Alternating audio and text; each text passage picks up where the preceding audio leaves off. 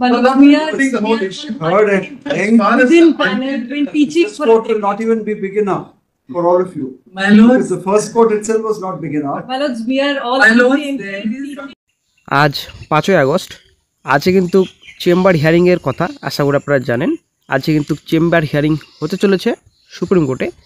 তো বন্ধুরা আশা করি আপনারা জানেন এসএসসি 26,000 চাকরি বাতিল হয়েছে।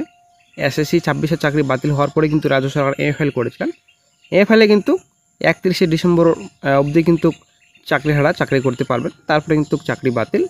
তো তারপরে কিন্তু রাজ্য সরকার রিভিউ পিটিশন দাখিল করেছে। তো রিভিউ পিটিশন আশা করি আপনারা জানেন যে রিভিউ পিটিশনে বর্তমানে এখন কিন্তু আজকে চেম্বার হিয়ারিং হওয়ার হচ্ছে সুপ্রিম কোর্টে।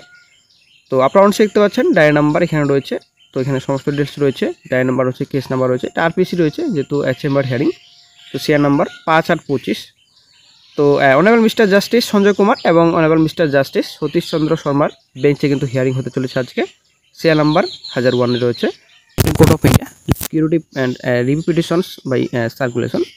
তো এখানে সমস্ত ডিটেলস রয়েছে। Honourable mister justice Sanjay Kumar, daily cause list for date 5825 মানে আজকে। Honourable mister justice Sanjay Kumar, honourable mister justice Satish Chandra Sharma, time 1:30। তো ডেটটার সময় কিন্তু আজকে রিভিউ পিটিশন চেম্বার হিয়ারিংয়ের জন্য উঠছে। এখানে সমস্ত ডিটেলস রয়েছে। তো আপনারা দেখতে পাচ্ছেন 1001 রয়েছে আমাদের রিভিউ পিটিশন মামলাটি। তো state of West Bengal versus Baishakhi Bhattacharya, এখানে সমস্ত ডিটেলস রয়েছে।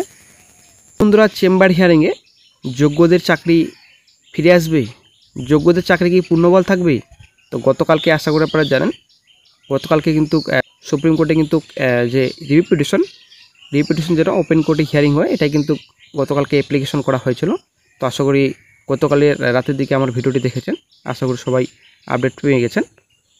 বেঁচে যাবে কি যোগ্যরা? এটাই এখন সবচেয়ে বড় প্রশ্ন। বেঁচে যাবে কি যোগ্যরা? 26,000 চাকরি বাতিল পুনর্বিবেচনা শুনানিতে হয়তো সুপ্রিম কোর্ট কিছু ক্ষেত্রে ছাড় দেবে যোগ্য আবেদনকারীদের জন্য। তবে সেই ছাড় পেতে হলে প্রমাণ অবশ্যই কিন্তু দেখাতে হবে তারা নিয়োগে কোনোভাবে অনিয়মের অংশ ছিলেন না।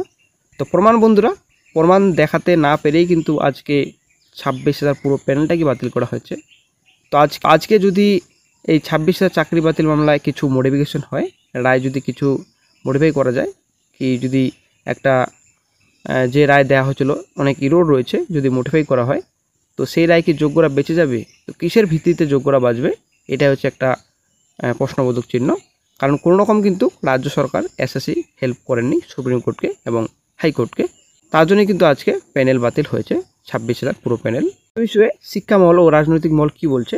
শিক্ষা মহলের শুনানি এই শুনানিকে শেষ আশারও বলেই দেখা হচ্ছে। রাজনৈতিকভাবে বিষয়টি রাজ্য সরকারের জন্য বড় চ্যালেঞ্জ। বিধানসভা নির্বাচনের আগে এমন একটি ইস্যু বিরোধীদের হাতিয়ার হয়ে উঠতে পারে। বন্ধুরা সুপ্রিম কোর্টের এই মামলাটা কিন্তু 26,000 চাকরি প্রার্থীদের ভবিষ্যৎ নির্ধারণ করবে অবশ্যই আজকে। রাজ্য সরকারের দায়ের করা মূল রিভিউ পিটিশনের সঙ্গে শুনানি হবে সিভিল অ্যাপিলের রিভিউ পিটিশনেও। এই মামলায় মোট 172টি রিভিউ পিটিশনের যুক্ত রয়েছে, যার কারণে এটি গুরুত্বপূর্ণ বলেও মনে করছেন ওয়াকিবল মহল। এই মামলার শুনানি চাকরিহারা পরীক্ষার্থীদের কাছে শেষ আশা, কারণ এরপর আর কোনো আইনি পদক্ষেপ নেওয়া থাকবে না। তো বন্ধুরা কিছুদিন আগে সুপ্রিম কোর্ট একটা নোটিশ দিয়েছিল, আশা করি আপনারা অনেকে দেখেছেন আমার ভিডিওটি, চ্যানেলে কিন্তু আপডেট দেওয়া হয়েছিল। 4 তারিখ থেকে 8 তারিখের মধ্যে তালিকাভুক্ত চেম্বার মামলাগুলি শর্ট নোটিশে শুনানি হতে পারে। সেখানে মৌখিক যুক্তি তর্ক পেশ করার সুযোগ অবশ্যই থাকবে। যদিও এসএসসি মামলাটি এখনও কিন্তু তালিকাভুক্ত করা হয়নি, কিন্তু তবুও মনে করা হচ্ছে যে প্রকাশ্যে শুনানির সম্ভাবনা রয়েছে, যেটা আপনার ওপেন কোর্ট হিয়ারিং। তবে বন্ধু গতকালকে কিন্তু প্রকাশ্যে শুনানির জন্য কিন্তু মেনশন করা হয়েছিল, আশা করি আপনারা অনেকে ভিডিওটি দেখেছেন আমার। তো এসএসসির তরফ থেকে বক্তব্য পেশ করেছেন গতকালকে এবং রাজ্য সরকারের পক্ষ থেকে কিন্তু বলা হয়েছে। তবে একটা স্টেটের তরফ থেকে যেটা বলা হয়েছে যে পুরো ম্যাটার রিভিউর জন্য নয়, এটা কিন্তু একটা গুরুত্বপূর্ণ পয়েন্ট গতকালকে বলেছেন রাজ্য সরকার পক্ষ থেকে, যে পুরো ম্যাটার রিভিউ নয়, শুধুমাত্র যারা যোগ্য প্রার্থী রয়েছেন তো সেই বিষয়ে নজর দিতে বলা হয়েছে রিভিউ পিটিশনে। তো আসলে একটা গুরুত্বপূর্ণ পয়েন্ট, তবে প্রোটেকশনের ব্যাপার রয়েছে এখানে।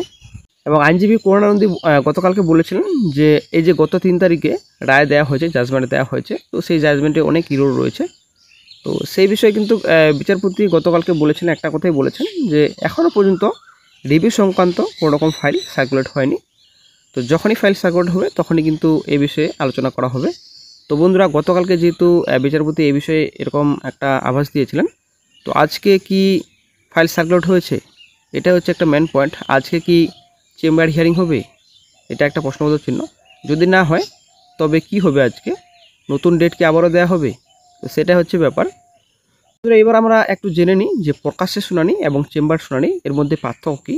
তো আমরা যদি চেম্বার শুনানির কথা প্রথমত বলি, চেম্বার শুনানিতে শুধুমাত্র মামলার সঙ্গে যুক্ত আইনজীবীরাই উপস্থিত থাকতে পারেন। এখানে কোনো মৌখিক সওয়াল জবাবের সুযোগ পেশ করার সুযোগ থাকে না, তবে লিখিত রিপোর্ট আকারে যুক্তি পেশ করা যায়। তো এবার যদি আমরা আলোচনা করি প্রকাশ্যে শুনানি, ওপেন কোর্ট হিয়ারিং, আদালত কক্ষেই এই শুনানি হয়। এখানে মামলার সঙ্গে যুক্তি সকলে উপস্থিত থাকতে পারেন, নিজের মতো করে মৌখিক যুক্তি পেশ করতে পারেন, নিজের পক্ষের কথাও বিচারপতির অনুমতি নিয়ে বলতে পারেন মামলার সঙ্গে যুক্তরা। এখানে নিজের কথা তুলে ধরার সুযোগও অনেক বেশি থাকে প্রকাশ্যে শুনানিতে। কিন্তু এই যে 26,000 প্যানেল বাতিল করা হয়েছে, এই যে প্যানেল বাতিল হওয়ার পর যে রিভিউ পিটিশন দায়ের করছে রাজ্য সরকার, তো এই শুনানি কোন পথে আমরা একটু যদি আলোচনা করি, তো এই শুনানিটি কিন্তু নির্ধারণ করবে 26,000 প্রার্থীদের ভবিষ্যৎ। আজকে যদি শুনানি প্রকাশ্যে হয় তাহলে কিন্তু সব পক্ষের কথা আবারও শুনবেন, ঠিক আছে? যদিও এর আগে সব পক্ষের কথা শুনে কিন্তু জাজমেন্ট দেওয়া হয়েছে। তো আজকে কী হবে সেটা হচ্ছে ব্যাপার। তো গত 3 তারিখে রায় যেহেতু রিভিউ করা হয়েছে, তো বর্তমানে কিন্তু ন্যায় বিচার পাওয়ার একটি বড় সুযোগ থাকছে যদি কোনো রকম জাজমেন্টে ইরোড থাকে। তো রাজ্য সরকার এবং চাকরি প্রার্থীরা উভয়ই আশাবাদী যে সুপ্রিম কোর্ট তাদের আবেদনে বিবেচনা করবে এবং একটি ইতিবাচক রায় দেবে। এটা হচ্ছে ব্যাপার। দেখা যাক কী গুরুত্বপূর্ণ আপডেট আজকে পাওয়া যায়।